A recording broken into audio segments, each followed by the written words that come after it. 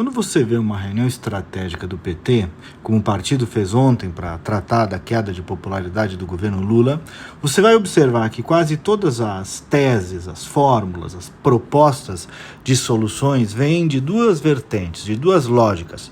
Uma do aumento do gasto público, o governo tem que investir mais aqui, ali, acolá, e a outra de maior intervencionismo na economia. Tem que tomar tal atitude para baixar os preços.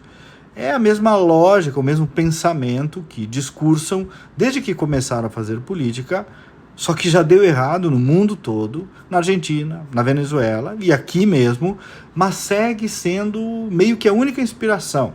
Nem chega a ser a discussão sobre um Estado grande, um Estado pequeno, isso até é secundário, mas sim sobre a ideia de que as esperanças de uma melhora na economia estão em ter o Estado como emulador do desenvolvimento e não o Estado liberando, estimulando a sociedade para que ela própria, por si mesmo, evolua, produza mais. Ontem, por exemplo, a cúpula do governo se reuniu preocupada com a alta de alimentos. Primeiro, aí vem a velha história da picanha à nossa mente, né? A questão não é necessariamente o preço da picanha, a questão é que o Lula prometera na campanha que a picanha baixaria como se aquilo dependesse exclusivamente dele, do presidente da República, da sua boa vontade, da boa vontade do pai dos pobres. E não é assim que as coisas funcionam numa economia de mercado. E ainda bem que não é, porque pior do que os problemas, os desafios de uma economia de mercado, só uma economia excessivamente regulada. A alta climática influi nos preços dos alimentos. Ontem o ministro falou isso para o Lula. As guerras, as mudanças de consumo dos outros mercados, nenhum governo dispõe disso completamente. E aí então a gente começa a ouvir falar de Vale Carne.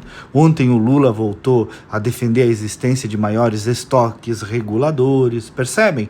Sempre uma lógica de interferência, ao invés de uma lógica de chamar o setor produtivo e ver o que pode fazer, por exemplo, em termos de custo Brasil, de logística, para depois lá na frente diminuir inclusive o preço interno. Claro que é legítima a preocupação do presidente de que a comida chegue mais barata na mesa do brasileiro. A questão é o populismo de fazer imaginar que isso dependa de um estalar de dedos, de um Estado ou de um presidente superpoderoso, embora parte do povo siga acreditando nisso.